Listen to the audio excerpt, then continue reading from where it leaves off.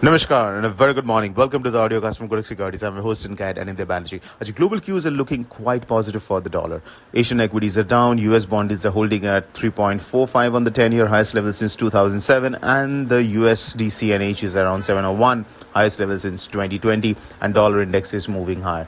But at the same time, oil prices are lower.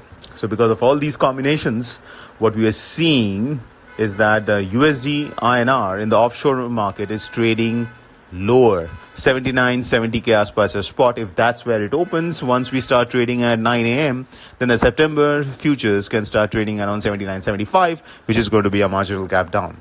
Indian rupee has been one of the strongest currencies in the world over the past couple of months for a number of reasons which we have covered. The FPI flows are strongly positive. The hope that the bond inclusion will happen soon has boosted sentiment and improved the speculative bets, the long bets on the rupee. Lower oil prices have boosted sentiments, and of course the RBI intervention is quite heavy, closer to 80.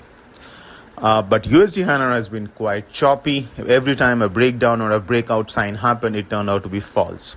So one of the better strategies to play has been iron fly, which we have been flagging for a long time now.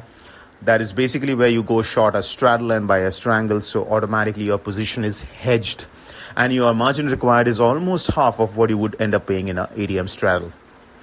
So we'll continue to advocate an iron fly short because the market can be very choppy, and any range that we may try to place it in may be broken temporarily, and then the market can come back inside it. So these are the kind of markets where iron fly does well, because you can hold on to the position till the expiry without the fear of a margin call as you would face in a straddle or a strangle when the market makes such erratic wild moves. So what are the important levels to watch? Actually, 79 and 80 is a broad range on the spot, 80-10. So if it starts to trade above 80-10, then we can say that there is a bullish breakout and higher levels can be seen. But till that point is happening, it is still a range. Now, for futures traders, they can wait for a level closer to, let's say, 80 on the spot and then go short because your stop loss is smaller.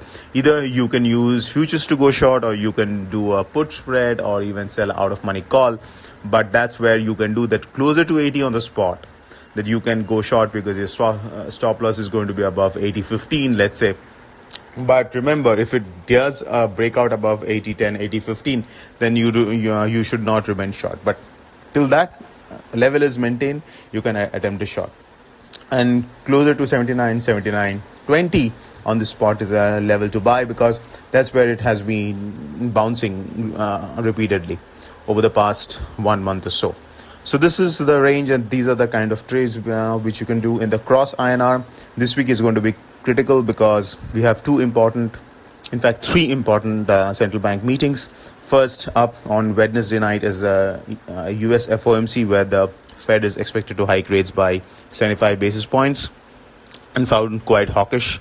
And that's the reason why dollar index is doing so well. Secondly, Bank of England is going to meet on Thursday evening, and they're expected to hike anywhere between 50 to 75 bips. Looks like they may go for a 50 bips like they did the last time.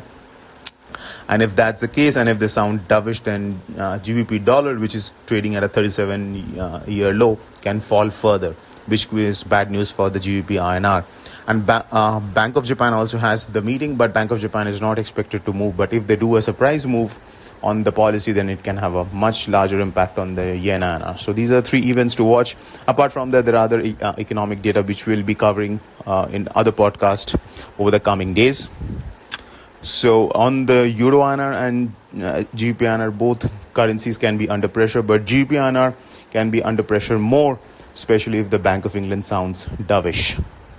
So you can see a bigger fall in the GBP INR. But these, if you are trading the cross INR, keep in mind that these are highly volatile currencies. They do large gaps up and gap out down. So if better you stick with intraday trades. If you're carrying positions overnight, then carry smaller positions. So in case the market gaps against you, you can trigger the stops. So that's the most important thing. So that's it, folks. This is Anindya Banerjee signing off. Have a fantastic day ahead.